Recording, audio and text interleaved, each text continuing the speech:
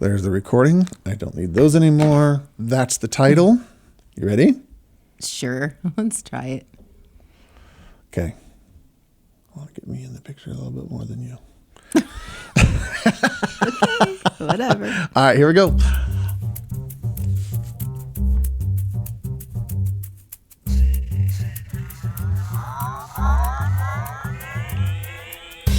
Welcome to the Secure Marriage Podcast, where we believe it's possible to fight less, feel understood, and enjoy a deeper connection with your spouse.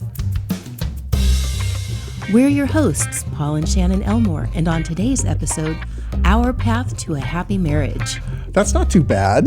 Hey, I did pretty good for the first time. For the first round, easy Yeah. peasy. It's like riding a bike and falling off a horse and all those other easy things. I don't need those in anymore. It's playing again. It's playing again?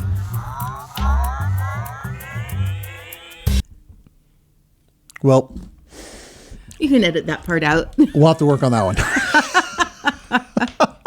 Not bad at all. Our path to a happy marriage. Wait, let me guess.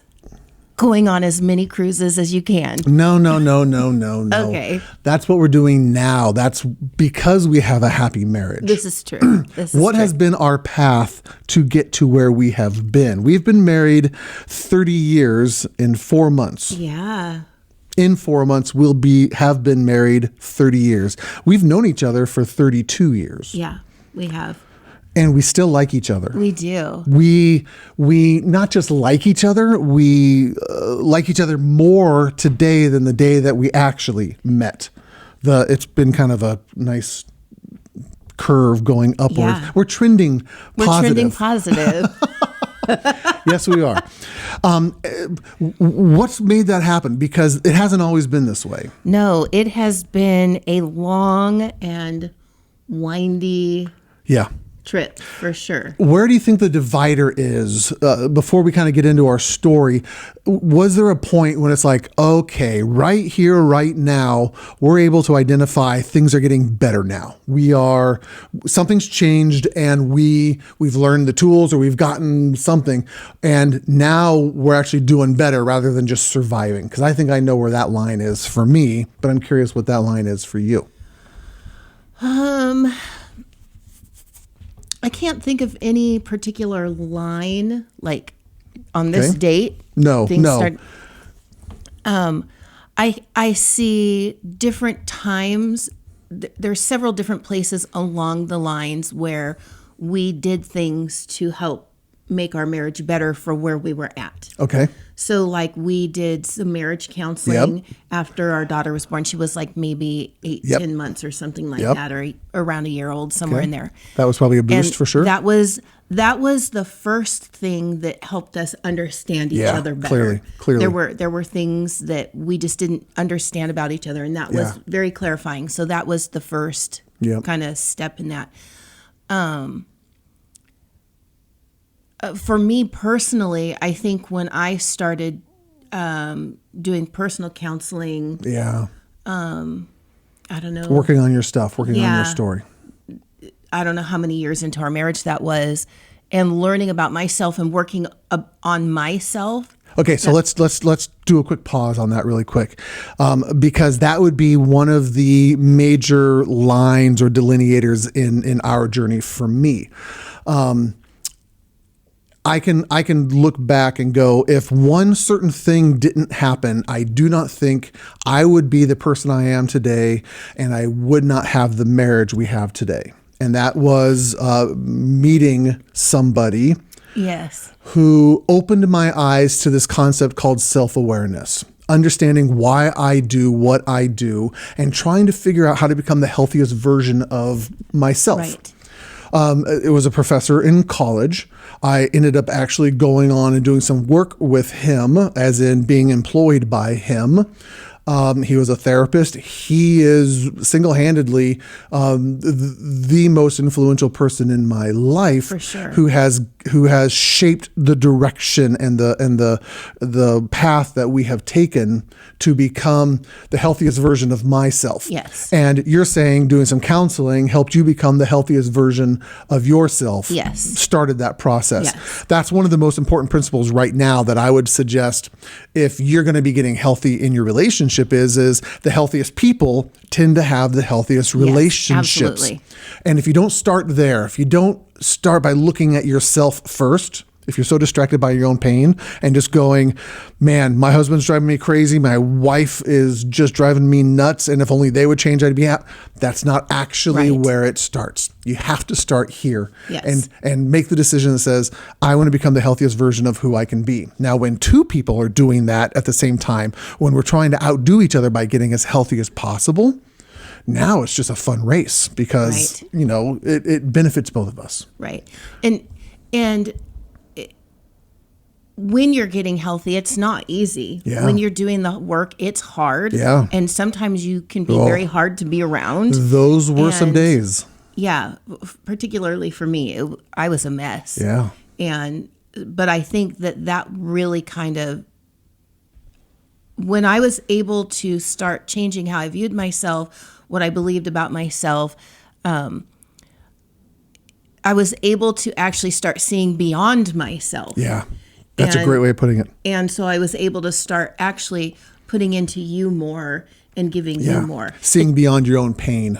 Yeah. Nice. Yeah. I like it. Obviously, counseling has been part of our story.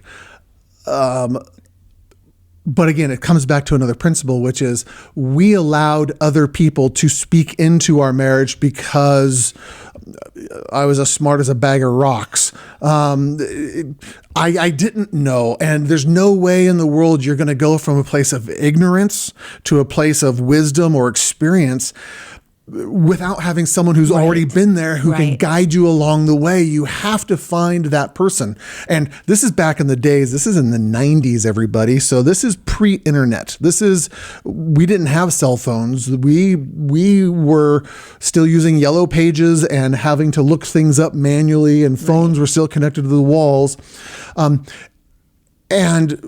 the only options at that point were really only two options. You could either go to a pastor and have them do some pastoral counseling, or you could go to a professional counselor and do marriage counseling. Right. And back We in did. those days, Yeah. going to a counselor was like Had some stigma connected to it. Yes, very big. Very much. But we made the choice to go because Easily. we just wanted Yeah. to get our marriage better. Now, did we go for 5, 6, 7 years? No, we didn't. How many sessions did we go?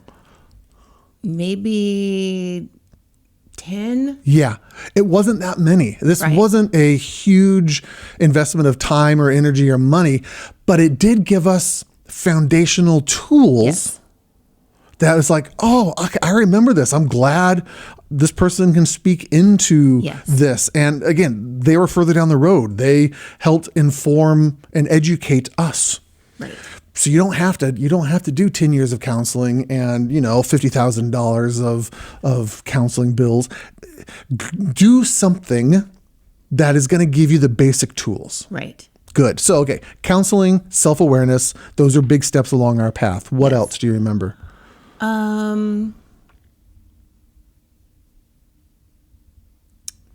I can think of one more kind of major turn for me. We'll go ahead and name You it. want me to get it? Yeah. Early in our marriage, I was clearly codependent. I had no idea how to become my own self. The term is differentiate, how to become my own self around you and your feelings. And I was constantly trying to save, rescue, prevent you from having negative feelings. If you had negative feelings, I thought it was my fault. And I would try to change myself to try to fix. Again, I was a mess. I'm embarrassed of who I was as a young husband to you. And I can remember making the shift that says, I've got to deal with this piece. And so I read a book on male codependency. It's written by Robert Glover, and it's called No More Mr. Nice Guy. And it opened my eyes to some of my own dysfunctional relational behaviors that I was doing towards you. And I remember starting to change my behaviors towards you. Yes, I remember that. Talk about messing things up, because our system was working. It wasn't a healthy system, but it was working. But it was working. It was like having broken teeth and gears, but the teeth were all broken in the right places, so they weren't interfering with each other. And when I started to change, I thought you didn't love me anymore. yes, you did. Because I didn't love you the same way that I had been loving you. You had been loving me in a very codependent way, which was actually holding me back from growing and building resilience in our marriage. And when you started to make those changes in yourself and for yourself, you did not handle our fights or my emotions or my needs the same way. Yeah. And it felt like you just didn't care. Yeah, that's a good phrase. You weren't taking care of me, like all of my needs all of the time, as deeply as you could. Yeah. And you weren't happy. I didn't like it at first. You didn't like me at all. No, I didn't understand it. No. I didn't get it. That was hard. That was a hard season. It was very hard.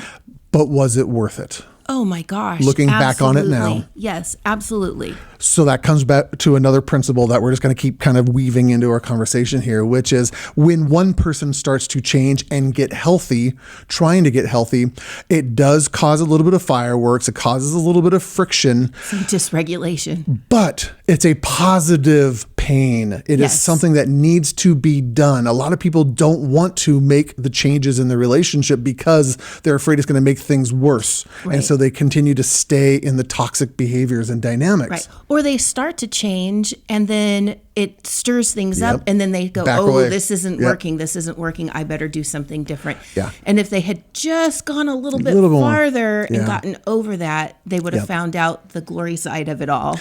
The other principle around this is when one person starts to get healthier and change, it creates an invitation for the other person to become healthier. You didn't walk away. You didn't say, screw you, and I'm going to go find some other codependent guy.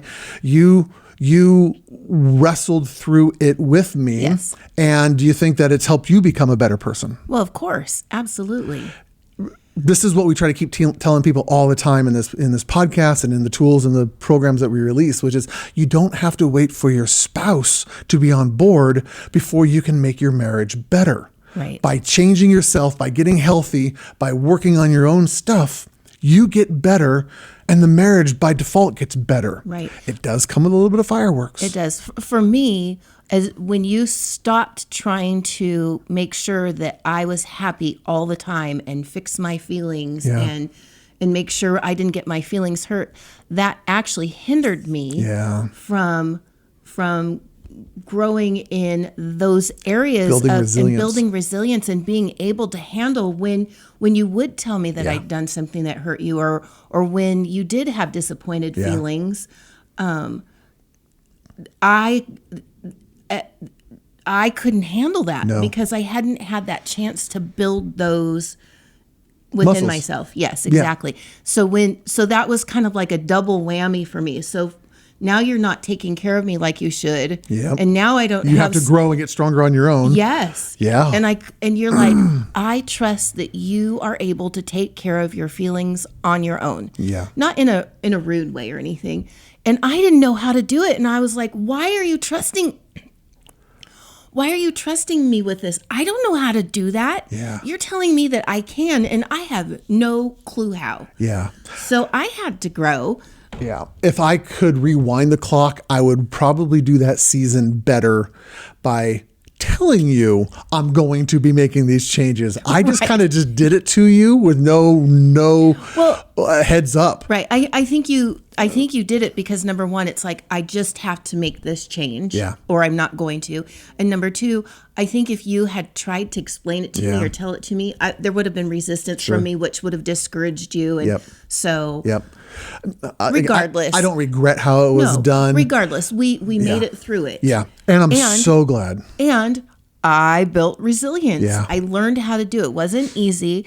And we found ways for me to be able to say, okay, I need you now. Yeah. Can you help me? Yeah. I'm not as you going, I don't want you to feel that, but now it's actually a beneficial caring for me as opposed to an unhealthy caring. Yeah. What I'm hearing as we're talking about this, and again, I'm just kind of looking at trends as we're just even describing our own story here. It sounds like the beginning of our marriage, the first several years, we were learning how to just function together. Yeah. And that's where things like communication and values and things come in. You have to get really, really good at those things. Right. Because we had 4 little kids at the time, we were in maintenance mode. We were just trying to keep our heads above water and make sure nobody was running out of the house without pants on. It was exhausting, and sometimes that happened. It was exhausting, and the availability for us to spend energy or time focusing on the connection part was not as present. We were just functioning. And probably focusing on conflict resolution, trying to make sure we aren't hurting each other's feelings, making sure we're being caring towards each other, and making sure that when we stepped on each other's toes, that we could resolve that conflict. It isn't until after our kids got a little older that we grew and matured in who we were, become wiser and more self-aware, that we could then start focusing on the emotional connection piece.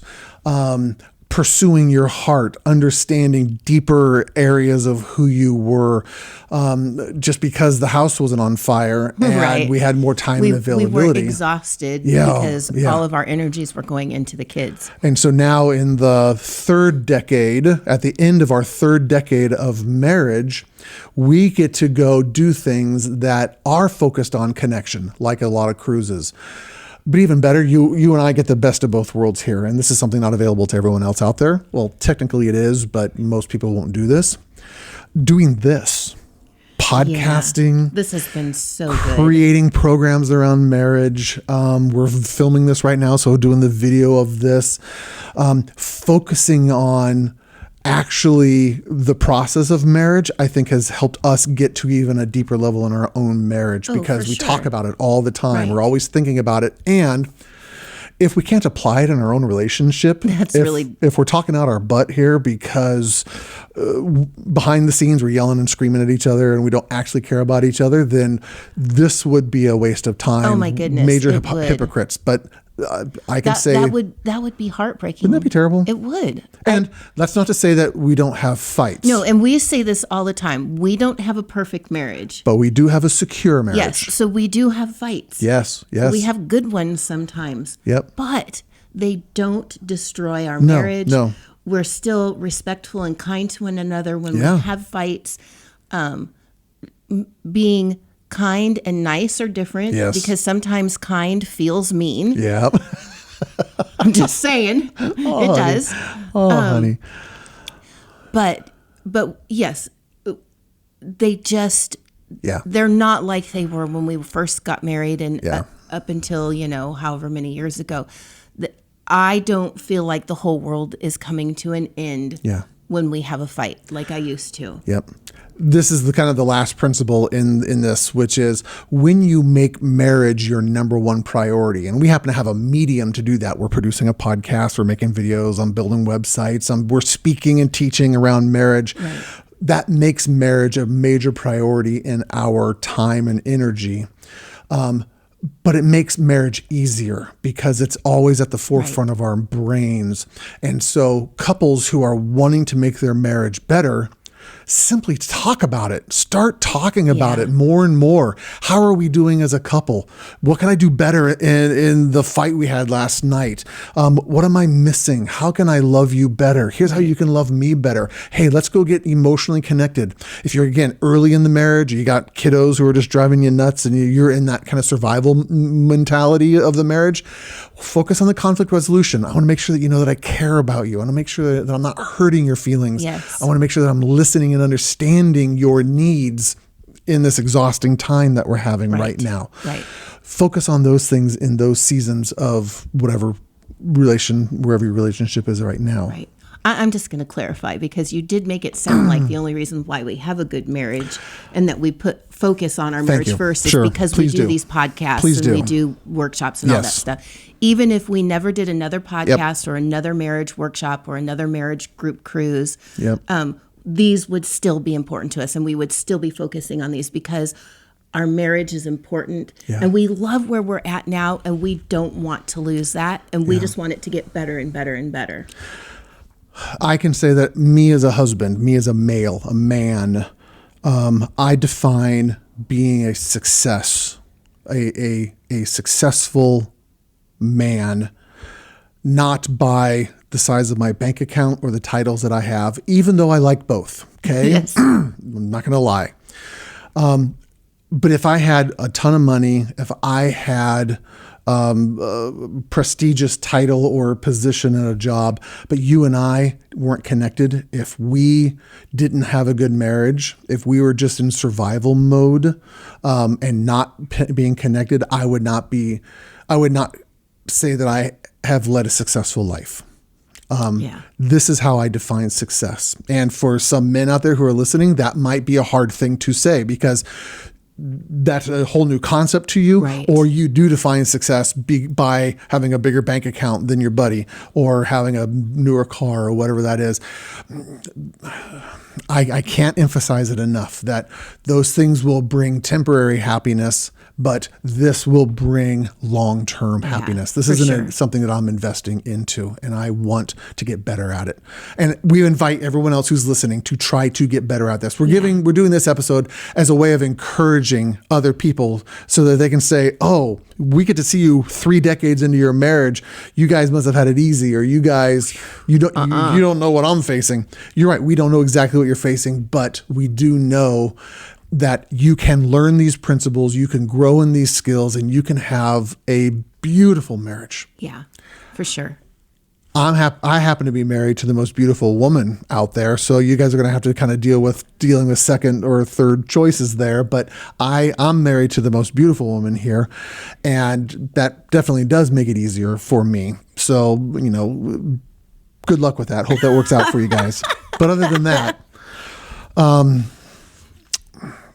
I guess I'd wrap up by saying we want marriages to be better. We want people to join us in our journey, and we want to create tools and resources to make that happen. So if you're going, man, how do we do that? We don't have that guy who's spoken into our lives. We haven't done marriage counseling yet. We haven't had that person who's further down the road to be able to tap into. Actually, if you're listening to this, you do right now. Even if you don't know us personally, and you're not getting to sit in our living room, and you weren't a client of mine, and wasn't your therapist. I've built these tools, and these are the same resources I gave my clients and the same tools we use in our relationship. Yep. And for a heck of a lot cheaper than marriage counseling, you can start to get these tools and learn from someone who's further down that road. And again, it's not going to be the be all end all. It doesn't solve every problem out there, but it gives you enough of the basic tools to say, we're not lost anymore. Yeah. And now we got to learn how to use them. And now we're going to start practicing them, and your marriage will get better. We know that if you get these tools and you use them, yes, absolutely, your marriage will get better. And that's what we want for everyone out there. We do. Because again, we don't have a perfect marriage, but we do have a secure marriage. And we want you guys to have one too. Yeah. So securemarriage.com is where you can go find all of those things, securemarriage.com. We actually just built a whole new free little mini course, cost you nothing to kind of watch how to get your spouse to change if they're driving you nuts. It's a 12-minute little course you can go through. Again, free, cost you nothing. Mm-hmm. Lots of tools out there for lots of folks. So, are we good? I think so. Lovely. Everyone, thanks so much for listening. All 7 of you. We hope that this is helpful. We'll see you next time. All righty. Bye. Bye-bye. We don't have to do the intro now. No, we did it at the top of the hour. Already. Yes, I like it.